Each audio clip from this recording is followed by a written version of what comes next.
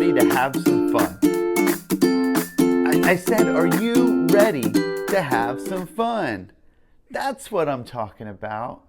Okay, I have a challenge for you. I want you to give me a high five. Come on, give me a high five. Whoa, that was awesome. But I have a question. What if I asked you for a high five, but you gave me one finger? Kind of ridiculous, right? Would that count as a great high five? No way. Okay, well, what about a hug? If I tried to give you kind of a half-hearted hug, would that be a great hug? Nope. Because some things just don't work when we only give a little bit. And that's what we're talking about today. God doesn't want just a little bit of our love. God wants all of it. Today, we're going to learn what it means to be all in. And we're looking at something that Jesus said in Mark chapter 12. You know, a religious leader asked Jesus, of all the commandments, which is the most important? And Jesus answered, the most important is this. Listen, Israel, the Lord our God, the Lord is one. Love the Lord your God with all your heart and with all your soul and with all your mind and all your strength. And the second is love your neighbor as yourself. There is no other command greater than these. Wow! Jesus said the most important thing we can do is love God. But notice something really important. Jesus didn't say love God with a little bit of your heart or love God when it's convenient. He said love God with all of it. And Jesus tells us what that looks like. Your heart. Everybody put your hands over your heart. Jesus says we're supposed to love God with all our heart. Our heart represents our feelings, desires, and affections. Think about someone you really love. Maybe your mom or your dad or your grandparents, your brother or sister, your best friend. When you love someone, you actually care about them. You want to spend time with them. You want to talk to them. You want to make them happy. God wants us to love Him like that. Not just pretending, not just going through the motions, but truly loving Him. Say it with me. I love God with all my heart. Now, He also said all your soul. Next, Jesus says to love God with all your soul. Point up. Everybody say soul. Your soul is the deepest part of who you are. It's part of what makes you, you. Loving God with your soul means that God matters to you everywhere, at church, at home, at school, when you're playing with your friends, even when nobody else is watching. God isn't just important for 1 hour on Sunday. He wants to be part of all of your life. Say it with me. God matters to me everywhere. Also, with your mind. Now it's time for your brain power. Everybody point to your head. Tap your head. Now shout, brain power. Jesus says we're supposed to love God with all our mind. That means we think about God, we learn about God, we read His Word, we ask questions, and we choose to believe what God says is true. And guess what? You don't have to know everything. You can have questions. You can say, God, I don't understand this yet. And then keep learning, because loving God with your mind means you want to know more about God.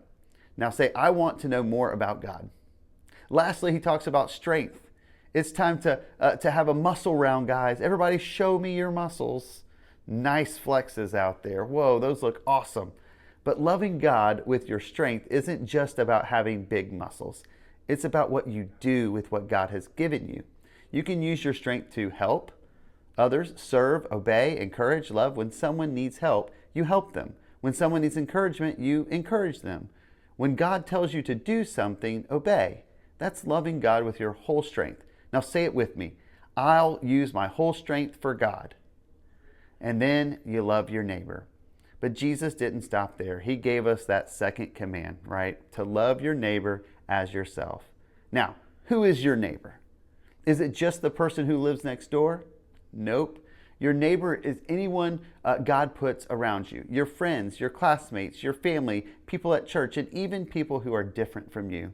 So what does loving your neighbor look like? Well, you can be kind, you can share, you can forgive, you can help others, all of those things. Now, it's time for a recap. God doesn't want just a tiny piece of our lives. He wants us to love Him with all of who we are, our heart, our soul, our mind, and our strength.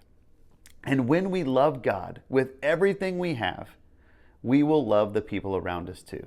Because Jesus said we are to love our neighbors as ourselves. Don't give God a one-finger high five. Give him your all.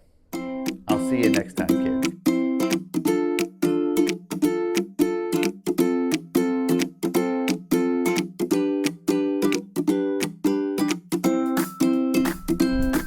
Behold, I am Captain Half-Hug.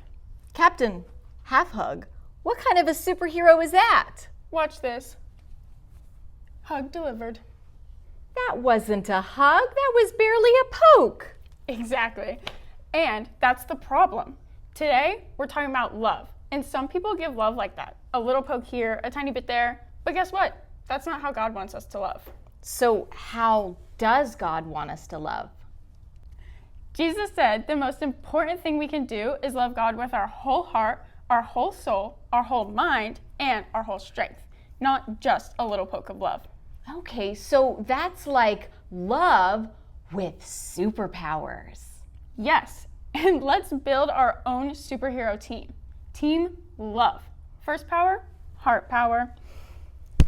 Heart power means loving God with my feelings, really, truly loving him, not just saying the words. Exactly. And next, we have mind power. Mind power means thinking about God, learning about him, and believing what he says is true. You got it. Next power, soul power. That's loving God with the deepest part of you, even when nobody else is watching. I got this. So even when I'm alone in my room, I can still love God? Especially then. And then finally, strength power. There it is. Strength power means actually doing something, helping people, obeying God, using my energy for good. Now you've got all four powers. Heart, mind, soul, strength. That's how we love God with everything we've got. Okay, but wait, you said team love. Is there a second part? Great memory. Jesus said the second most important thing is loving people the same way you love yourself.